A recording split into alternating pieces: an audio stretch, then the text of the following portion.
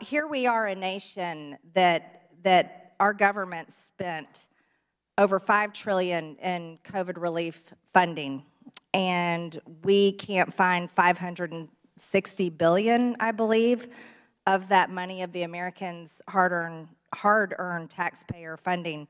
We're also a nation at $34 trillion in debt, and we're on the verge of having to handle our debt ceiling, raise it once again.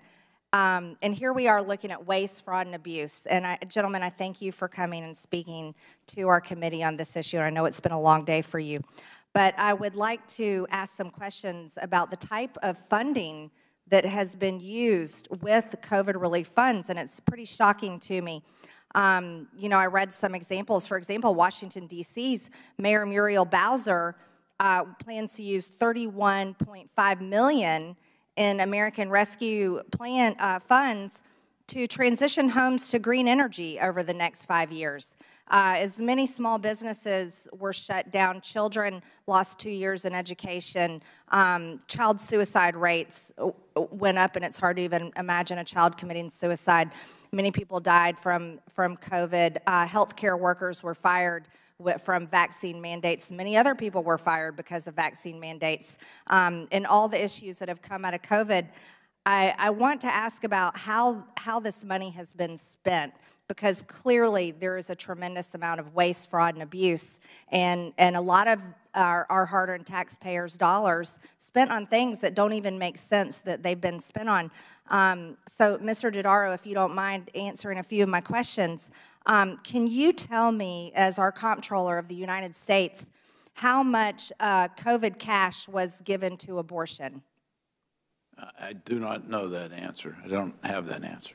Oh, okay. So I can tell you Planned Parenthood clinics received $80 billion in COVID relief loans, which is hard to understand how that happened.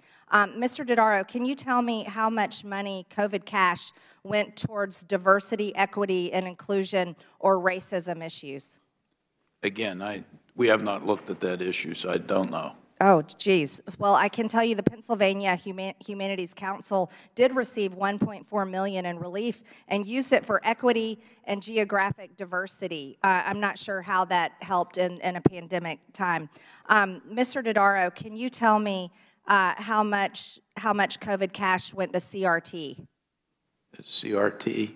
Critical race theory in education. It's a racist curriculum used to teach children that somehow their white skin is not equal to black skin and other things in education. Yeah. No, I do not know that, but I do know that there's provisions that the federal funds generally are not used, are supposed to be used for curriculum. Oh. That's a state. Oh, Mr. Dodaro, I have to tell you, in Illinois, they received $5.1 billion at an elementary school there that used it for equity and diversity. So it's being used for these things. Mr. Dodaro, can you tell me how much money was given to Drag Queen Story Hour? I'm sorry, could you repeat that? Who? Drag Queen Story Time, where men dress up as women and read confusing books to children. Yeah. First, I thought you said dry clean. So, I'm sorry. No, I don't know the answer to either one of those two. Oh, we need to look into this, and I urge you to do that. Bradbury Sullivan LGBT Community Center in Pennsylvania received $16,000 for Drag Queen Story Time from COVID cash.